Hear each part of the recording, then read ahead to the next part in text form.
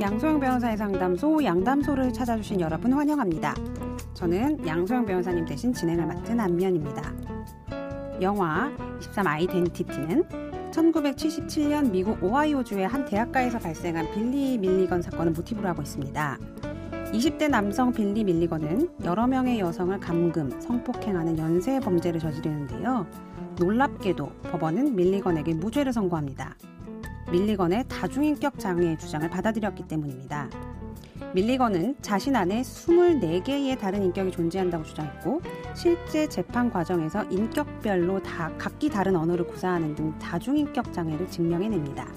실제 법정에서도 다중인격 장애를 주장하면 무죄가 될 수 있을까요? 법무법 빈숭이 남미한 변호사입니다. 다중인격을 가진 피고인의 범죄. 저는 실제로 이 영화를 봤는데 너무 섬찟했거든요. 영화에서만 나오는 이야기 같지만 실제 우리나라 법정에서도 다중인격 범죄 가능성이 제기된 적이 있습니다. 1988년 부천의 한 비디오 가게에서 주인이 살해된 채로 발견됩니다. 범인은 그의 고향 후배였는데요. 고향 후배의 범행 모습이 매우 특이했습니다. 존칭을 써가면서 친절하다가 갑자기 돌변해서는 반말로 소리를 지르고 공격하는 상황이 녹화가 돼 있었는데요.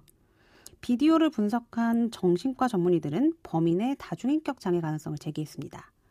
하지만 법원은 이를 받아들이지 않았는데요.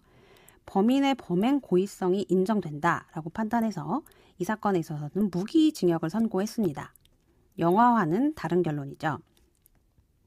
우리 형법 제10조 제1항은 심신장애로 인해서 사물을 변별할 능력이 없거나 의사를 결정할 능력이 없는 자의 행위는 처벌하지 않는다라고 정하고 있는데, 실제로 심각한 정신질환을 그 원인으로 해서 심신 상실 상태에서 딸을 살해한 어머니에게 무죄가 선고된 적도 있습니다. 심신장애로 인해서 사물을 변별하거나 의사결정이 능력이 미약한 사람이 범행에 이른 때, 그러니까 아까는 아예 능력이 없는 자였지만 지금은 미약한 때를 말씀드리는 건데요. 그때는 형을 감경할 수가 있습니다. 대표적인 경우가 주치감경. 술에 취한 상태에서 범행에 이른 경우입니다만, 실제로 주치 상태에서 범행을 저질렀다고 해서 형이 가벼워지는 경우는 매우 드뭅니다. 특히 성폭력 처벌법이 적용되는 성범죄 사건에서는 음주나 약물 때문에 심신장애가 발생한 상태에서 범행에 이르렀다. 그러면 그 경우에는 형의 감경에 대한 조항을 적용하지 않을 수도 있다라고 정하고 있거든요. 형의 감면 때문에 형사사건에서 정신질환이나 심신미약을 주장하는 경우를 종종 보긴 하는데, 함부로 이런 주장을 개진하면 정말 큰일 납니다. 법원에서는 엄격하게 정신감정 절차를 진행하고 있고, 그 결과를 양형에 반영하기 때문에 단순히 치료를 받은 이력이 있다던가 하는 사정만으로는 절대로 처벌을 면하거나 가벼운 처벌을 받을 수 없으니, 잘못에 대한 책임을 면하려고 또 다른 어리석은 선택을 하는 일은 없어야겠습니다. 양담소에서 함께 나눠볼 법률 궁금증이 있으시면 YTN 라디오 양소영 변호사의 상담소 홈페이지에 남겨주세요. 화나고 답답하고 억울한 당신의 법률 고민 함께 풀어볼게요. 오늘은 백수연 변호사님과 함께합니다. 변호사님 안녕하세요. 안녕하세요. 양 변호사님이 잠시 자리를 비우셔서 제가 오늘 진행을 하게 됐습니다. 잘 부탁드립니다. 편안해 보이시는데요. 오늘 사연 만나본 후에 본격적인 이야기 나눠볼게요. 저희 부모님은 1980년에 결혼하셔서 오빠와 저, 남매를 두셨습니다. 하지만 제가 7살쯤 되었을 때 아버지가 집을 나가 지금까지 다른 여자와 살고 있습니다. 그동안 아버지와는 왕래 없이 지냈는데요. 당시 아버지는 어머니가 이혼을 거부하자 집을 나가버렸습니다. 그때 어머니한테 집 명의를 넘겨주면서 앞으로 어떠한 권리도 주장하지 않기로 했습니다. 어머니도 아버지로부터 집을 받는 조건으로 아버지 외도를 문제 삼지 않고 생활비를 달라고 하지 않겠다고 각서를 썼고요. 그 각서는 지금까지 남아 있습니다. 어머니는 그때부터 홀로 30년간 저희 남매를 키우고 결혼까지 시키셨죠. 그런데 얼마 전 30년 만에 아버지에게서 연락이 왔습니다. 아버지는 이혼을 하겠다면서 재산 분할까지 요구했는데요. 어머니는 30년 전 아버지한테서 받은 집을 지금까지 지키고 있는데, 아버지란 사람은 30년간 처자식을 버리더니 이제 와서 재산 분할까지 요구하고 있습니다.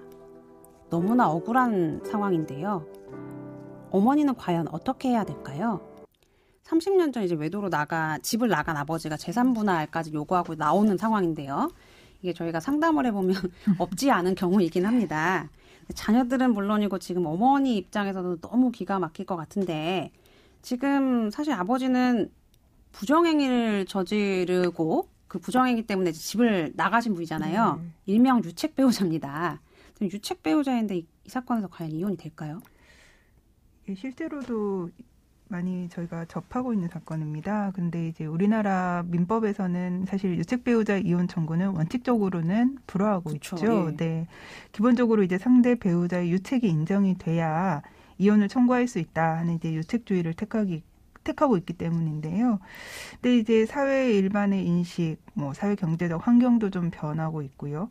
그리고 실질적으로 혼인 관계가 완전히 파탄됐는데 그런 가정을 그대로 두는 것이 그럼 과연 옳으냐 하는 고민이 이제 시작이 됐고요. 그래 그 부분에 대한 이제 파탄주의라고 표현을 하는데 거기에 대한 판례도 사실 조금 나오고 있는 상황이기는 합니다.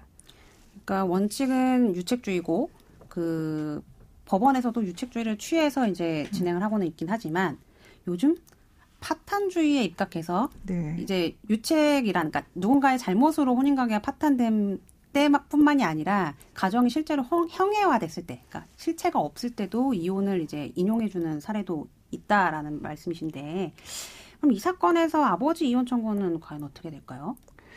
이게 파탄주의라는 게 결과적으로는 이제 그 의미가 이제 상대방의 책임은 일단은 묻지 않고, 그러니까 파탄의 책임 소지는 묻지 않고 부부관계를 더 이상 유지할 수 없다. 그러면 이제 이혼을 받아들여주는 그런 제도를 가리키는 건데요. 그렇게 되면 결론적으로 지금 사연 주신 분의 아버님, 그러니까 유책 배우자이지만 그럼에도 불구하고 이혼 소송은 사실 받아들여질 가능성이 있게 되는 거죠. 그러니까 실제로 이제 30년간 따로 살면서 서류상으로만 부부관계로 유지가 되어 있는데 그렇게 무의미한 혼인관계는 청산할 수밖에 없다라는 게 이제 파탄주의에서 보는 이제 관점이기 때문에 가능하리라고도 볼 수 있을 것 같습니다. 그러니까 유책이 있다라고 해서 무조건 이제 기각이 되거나 이런 건 아니고 지금 사안에 따라서 구체적 그렇죠. 타당성이라는 네. 게 있기 때문에 이 경우에도 이혼은 받아들여질 여지가 있다. 전혀 없지는 않다. 네. 네. 그럼 만약에 이혼이 된다면 네. 이게 지금 재산 분할을 또 해야 되는 거잖아요. 네. 근데 지금 30년 전에 두 분은 각서를 쓰셨단 말이에요. 그게 지금 문제가 될 것 같습니다. 지금 30년 전에 쓴 각서가 또 남아 있다고 하셨어요. 지금 근데 각서를 작성할 당시에 남편은 이제 부인한테 집 명의 넘겨주면서 향후 어떤 권리도 주장하지 않겠다라고 썼는데 이제 와서 재산 분할 청구를 하고 있는 거고요. 어머니 입장에서는 당연히 억울할 수가 있습니다. 근데 사실 이러한 각서는 내용상으로 보면 이건 우리가 이혼할 때 이렇게 하자 하는 사실상 협의 이혼을 전제로 한 재산 분할 약정이고요. 이러한 약정은 실질적으로 그러면 이혼이 됐을 때 그때 효력이 발생하는 겁니다. 이 부부 같은 경우는 각서는 썼지만 30년간 이혼을 하지 않고 혼인관계를 유지하고 있는 상태이기 때문에 법원에서 봤을 때는 이 각서의 효력을 인정하기가 사실 어려운 상태입니다. 그리고 이혼으로 인한 재산 분할 청구권 이건 사실 미리 포기할 수 있느냐가 아니고요. 사실 이혼을 하기 전에는 미리 포기할 수는 없습니다. 그러니까 그렇죠. 각서를 30년 전에 썼다고 해서 30년 뒤에 이혼하면서 이거를 내가 그전에 당신이 포기했으니 재산분할 청구는 이유가 없다. 이렇게 판단할 수는 없다는 거죠. 그래도 어머니 입장에서는 난 이혼을 원치 않는다라고 할 수도 있었던 건데 이혼도 되고 재산 분할까지 해줘야 된다고 하면 너무 억울할 것 같거든요. 사실 너무 억울한 거 맞죠? 네, 너무 억울하죠. 네. 굉장히 억울한 상황입니다. 이제 부인 입장에서는 30년 동안 사실 아이가 지금 사연 주신 분 같은 경우는 7살이라고 하셨어요. 네. 그때 이제 오빠 해봐야 지금 초등학생이었을 텐데 그 어린아이 둘을 30년 동안 혼자 키우셨는데 그럼에도 불구하고 또 집을 안 팔고 또 유지를 하고 계셨어요. 그렇죠. 사실 이게 집을 팔아서 이게 없어졌다.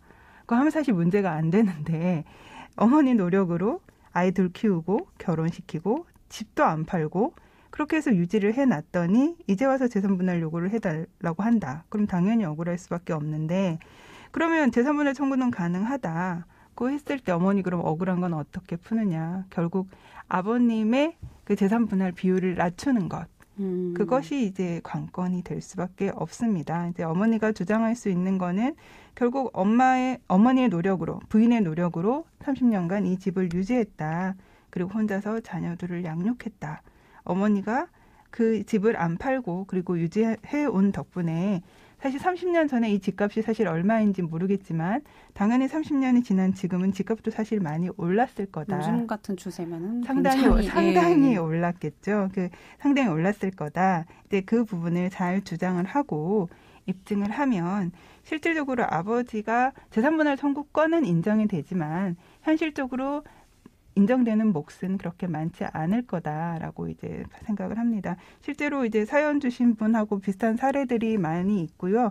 최근에 이제 다른 이제 법원에서도 이런 비슷한 사례가 있었는데 결국 남편한테 재산분할 비율을 한 10% 정도 이렇게 인정해 준 케이스가 있었습니다.